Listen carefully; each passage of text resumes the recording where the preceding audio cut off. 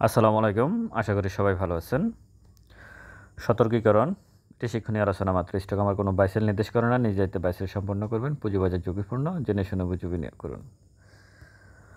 আগামীকাল পুঁজিবাজার কেমন যেতে পারে এ বিষয়ে কথা বলবো। আজকের মার্কেট নিয়ে একটু কথা বলার চেষ্টা করব। আগামীকালকের জন্য ওয়াচ লিস্টটাও দিয়ে দেবো। আশা করি পুরোটা সময় আমার সাথে থাকবেন।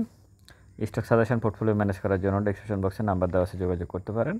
হোয়াটসঅ্যাপ পেড গ্রুপে সেপ্টেম্বরের জন্য যারা জয়েন করতে চাচ্ছেন হোয়াটসঅ্যাপে যোগাযোগ করতে পারেন। আজকের মার্কেটে যদি আমি বলি, এটা সত্যিকার অর্থে অনেক পজিটিভ একটা মার্কেট ছিল। কেন পজিটিভ ছিল সেটা হচ্ছে ভলিউমটা কেন, ভলিউম হচ্ছে গতকালকের প্লাস আজকের, এই দুটো ভলিউম মিলিয়ে আজকের মার্কেটটা খুব পজিটিভ ছিল। সবার কিন্তু ধারণা ছিল, যারা মোটামুটি মার্কেট নিয়ে থাকে তাদের ধারণা ছিল হয়তো আজকে ভলিউমটা গতকালকে 1200 কোটি করছে, আজকে ডাউন করে দিবে, কিন্তু সেটা না করে 1177 কোটি টাকার লেনদেন করছে। এটা খুবই পজিটিভ দিক।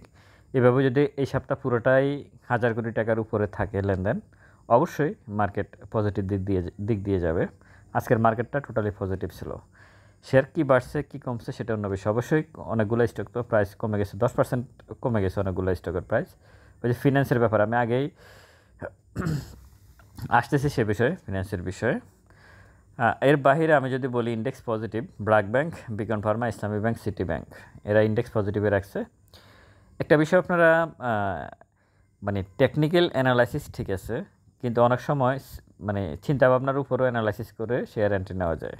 যেমন যে ব্র্যাক ব্যাংক এবং ইসলামী ব্যাংক, ইন্ডেক্স যখন পড়ার পরে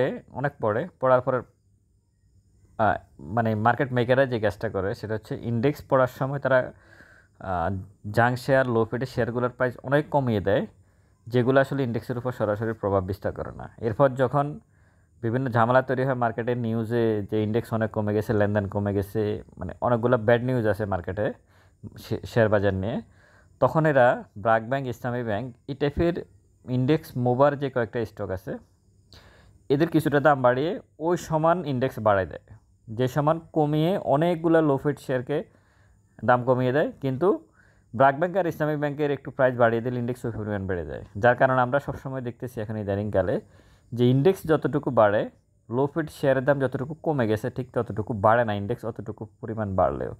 এটা মার্কেট মেকারদের একটা চালাকি। আসলে তারা সমস্ত মানে যাই কিছু করে সব কিছুর উদ্দেশ্য হচ্ছে ক্ষুদ্র বিনিয়োগকারীর। এখানে কিন্তু বিষয়টা এমন যে আমি একটু এটুকু বলে শেষ করি আজকের মার্কেট। এখানে কিন্তু এক পক্ষের টাকা কিন্তু আরেক পক্ষের পকেটে যায়। ব্যাপারটা এমন না যে না ঠিক আছে এরা নিচ্ছে ওরাও নিচ্ছে, ব্যাপারটা এমন হয় না। কেউ লস করে আর কেউ প্রফিট করে। মানে হয় আপনি প্রফিট করলে আমি লস করছি, অথবা আমি যদি প্রফিট করি তাহলে আপনি লস করছেন। ব্যাপারটা কিন্তু এমনই।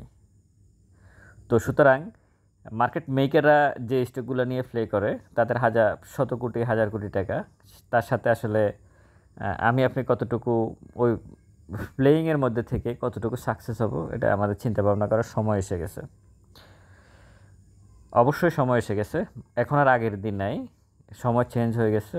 আমি কথা বলতেছি, অন্যরা কথা বলতেছে, অনেকেই শুনতেছে। প্রত্যেকের জায়গা থেকে চিন্তা ভাবনা করতে হবে। আজকের মার্কেট নিয়ে এটুকু কথা। এখন আগামীকাল মার্কেট কী হতে পারে। প্রথমে যদি আসি ভলিউম, খুবই পজিটিভ। ক্যান্ডেলটা পজিটিভ, এখানে যেমন এরকম ক্যান্ডেল থেকেই কিন্তু আপ হয়েছে। একেবারে বলাই যায় যে আগামীকাল মার্কেট পজিটিভ থাকতে পারে, সম্ভাবনাটা বেশি। এরপরও টেকনিক্যাল 1 মিনিট চার্টটাও খুব পজিটিভ, সেটা আমি বলেই রাখছি। রেসিস্ট্যান্স আগের সেটাকে ব্রেক করে উপরে চলে গেছে। এরপর যদি আমি হিস্টোগ্রামের বার, সেটা ছোট হয়ে গেছে আপনারা দেখতেই পাচ্ছেন, মানে যেটা গাঢ় লাল সেটা হালকা লাল এবং আরও ছোট হয়ে গেছে। তার মানে যে কোনো মুহূর্তে এই দিক থেকে বাই সিগন্যাল আসতে পারে। এরকম একটা সবুজ যদি ক্যান্ডেল হয়ে যায় তাহলে বাই সিগন্যাল চলে আসলো হিস্টোগ্রামের বার অনুযায়ী। আর ম্যাকডিটাও আস্তে আস্তে বাইরের দিকে যাচ্ছে।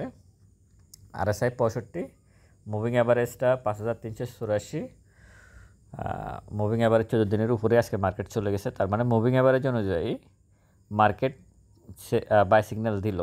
মানে একটা সাইড থেকে প্রথমে তো মুভিং অ্যাভারেজ থেকে আসে, তো সেটা যেহেতু বাই সিগন্যাল দিলে আশা করা যায় হিস্টোগ্রামের বারোটাও দ্রুততার সাথে বাই সিগন্যাল দিতে পারে। আর ভলিউমটা বললামই আগেই যে পজিটিভ। সব কিছু মিলিয়ে সমস্ত কিছু টেকনিক্যাল ভিউ আগামীকাল মার্কেটকে একটা ভালো জায়গায় আমরা হয়তো দেখব।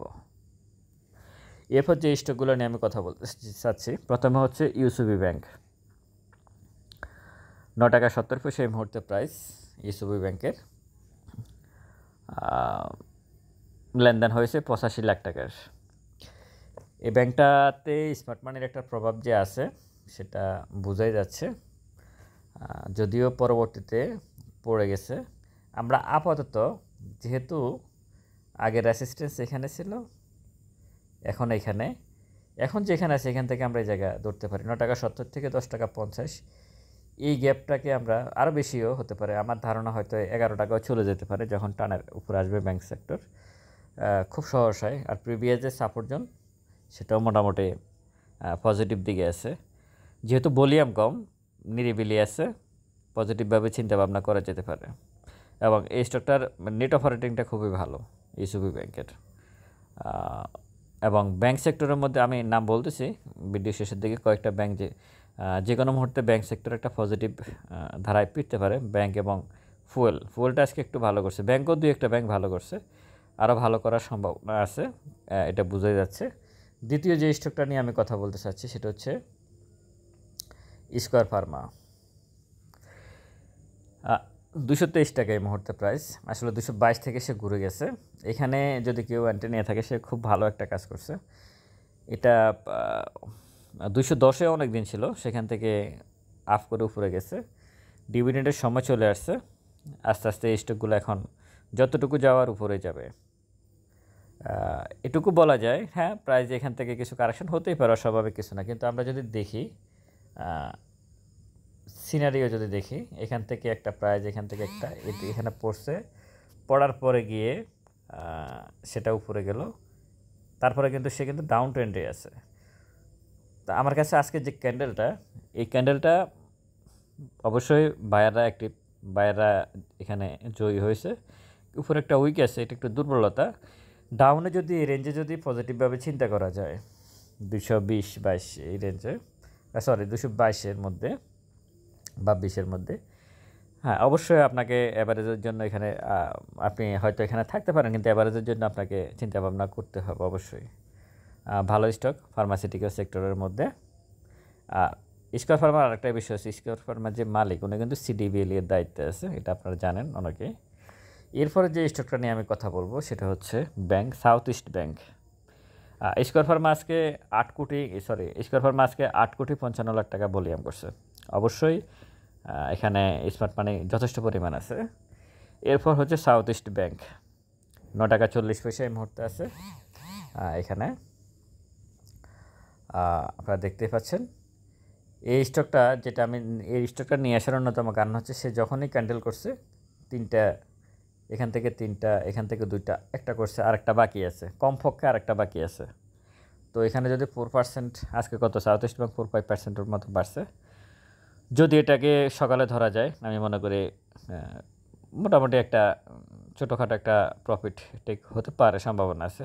আচ্ছা, এক ভাই বলছিলেন যে এই মুহূর্তে ট্রেডিং স্টকে কত পার্সেন্ট যদি আমি পজিটিভ পাই তাহলে কি করব? 3 থেকে 5 এটুকু পেলে একটা চিন্তা ভাবনা করা যেতে পারে। মার্কেট কারণ হচ্ছে কি আগে ভালো করতো আরও অনেক বেশি হয়তো পজিটিভভাবে চিন্তা করে। এখন মার্কেট এলোমেলো, একটা স্টক একদিন বাড়ে তো পরের দিন আবার ওই পরিমাণ কারেকশানও হয়েছে, এমন ঘটনা অহরহ করতেছে। আজকে 5% বাড়ছে, পরের দিন 4% কমে গেছে। আপনি থার্ড ডেতে গিয়ে সেল দিবেন, ওই দিন দেখা গেছে হয় সমান আছে, না হয় লসে আছেন। বেশিরভাগ ক্ষেত্রে এটা হচ্ছে। তো সুতরাং এখানে ছোটোখাটো প্রফিট পাইলেই সেটাকে আসলে বুক করে নেওয়াটা হচ্ছে উত্তম সিদ্ধান্ত। স্টক পাওয়া যাবে, এখন অভাব নেই স্টকের, এন্ট্রি নেওয়ার মতো অনেক স্টক আছে। সব কিছু মিলিয়ে সাউথ ইস্ট ব্যাংক 5.9 লাখ টাকার লেনদেন হয়েছে আজকে, 9.40 পজিটিভ জায়গায় আছে। এখানে এই স্টকটাতে স্মার্ট মানি আছে। তো আপনারা ইউসিবি ব্যাংক, স্কয়ার ফার্মা এবং সাউথ ইস্ট ব্যাংক এগুলোকে একটু পজিটিভভাবে আগামী দিনের জন্য রাখতে পারেন। সব কিছু মিলে আগামীকাল মার্কেট আশা করা যায় যে আমরা পজিটিভ একটা মুভমেন্ট দেখতে পাবো। ইন্ডেক্সের হিসেব অনুযায়ী। একটা বিষয় বলে রাখি আমি, এখানে কয়েকটা স্টককে আপনারা একটু নজরে রাখেন। এর মধ্যে আছে এক নাম্বার, মানে আমি যদি বলি BPPL, Baraka power, Baraka Patenga, UPGDL. ইউপিজিডিএলটা ফান্ডামেন্টাল স্টক। আমি ট্রেডিং পারপাসে, আমি এখন যে স্টকগুলোর কথা বলতেছি সেগুলো ট্রেডিং পারপাসে বলতেছি। ইউপিজিডিএল না, বিপিপিএল, তারপর বারাকা পাওয়ার, এরপর হচ্ছে আপনার Fuwang ceramics, Fuwang food, RD food, এসালম, এসপি সিরামিক। এই দুটো স্টক খুব বেশি ভাড়ার সুযোগ কম, কারণ এই যে এখন এসপি সিরামিক আর এসালম ভাড়ে না কেন? কদিন আগে এরা অনেক প্লে করছে, এই যে এখন KNQ, GQ, দুলামিয়া, এদের মতোই তো ছিল এসালাম এবং এসপি, এখন বাড়ে না কেন? কেন বাড়ে না? এটা রুথুর হচ্ছে এখানে আমি আর আপনি অনেক আটকা আছে, এই কারণে আর বাড়তেছে না। হ্যাঁ, ছোটোখাটো প্রফিটের জন্য এখন চিন্তা ভাবনা করা যেতে পারে এই ধরনের স্টকগুলোকে। আবার KNQ, কি বলে দুলামিয়াতে যখন আমরা সবাই মিলে আবার ক্ষুদ্ররা আটকে যাব, তখন ওগুলো বাড়বে না, তখন আবার অন্য কিছু বাড়বে। ঠিক আছে, রহিমা ফুড নিয়ে একটু সতর্ক হবেন, বিভিন্ন রকমের নিউজ দেখতেছে। এরপরে আমি যদি আসি সাউথ বাংলা এগ্রিকালচারাল ব্যাংক, এখানে তো দুটো দিলাম, ইউসিবি, সাউথ ইস্ট ব্যাংক। এরপর আছে রূপালী ব্যাংক, আমি ট্রেডিং পারপাসে বলতেছি। এরপর আছে মিডল্যান্ড ব্যাংক, আমি মিডল্যান্ড ব্যাংকের আলাদাই ভিডিওই করছি বিকালে। এরপর আমি যদি বলি এই স্টকগুলাই মানে ট্রেডিং পারপাসে, একসময় ট্রেডিং পারপাসে ব্যাংক সেক্টর ভালো করতো, প্রথমে টান দিলে এবি ব্যাংক এবং আইএফআইসি ব্যাংক। কিন্তু একটা নিউজ আসছে এবি ব্যাংক এবং আইএফআইসি ব্যাংকে, সেটা হচ্ছে তাদের সম্পদের মান যাচাই করবে বাংলাদেশ ব্যাংক। ওই নিউজের উপর ভিত্তি করে তারা আসলে এখন খুব বেশি ভালো করতেছে না। তো আপনারা এই কয়েকটা স্টককে নজরে রাখতে পারেন, আপনারা চিন্তা ভাবনা করে দেখতে পারেন। সম্পূর্ণ ট্রেডিং পারপাস এবং সম্পূর্ণ রিস্ক আছে। ইন্ডেক্সের সাথে শেয়ারগুলোর একেবারে সরাসরি সম্পর্ক। ইন্ডেক্স নেগেটিভ হলে এরা নেগেটিভ হয়ে যাবে।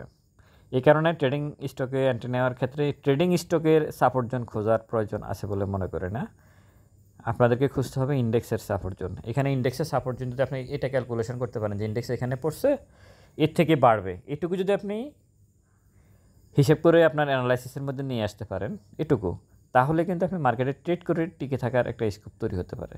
কিন্তু এটা হয় না। কেন হয় না? এটা হয় না এই কারণে, কারণ ইন্ডেক্স পড়বে কি, ভলিউম কী হবে, এটা আসলে আমাদের হাতে নয়, এটা মার্কেট মেকারদের হাতে। তারা জানে কোথায় কীভাবে আচরণ করলে আমরা ধরা খাবো। এটা হচ্ছে দুঃখজনক বিষয়। তো সব কিছু মিলিয়ে আপনারা স্টকগুলো নজরে রাখতে পারেন, আর আপনারা অবশ্যই সাবধানের সহিত ট্রেড করবেন। সতর্কীকরণটা আপনারা দেখে নিন, এখানে সতর্কীকরণটা দেওয়াই আছে। আশা করি আপনারা ভালো থাকবেন। হোয়াটসঅ্যাপ ফিড গ্রুপে যারা জয়েন করতে চাচ্ছেন সেপ্টেম্বর মাসের জন্য, তারা যোগাযোগ করতে পারেন হোয়াটসঅ্যাপে। আসসালামু আলাইকুম।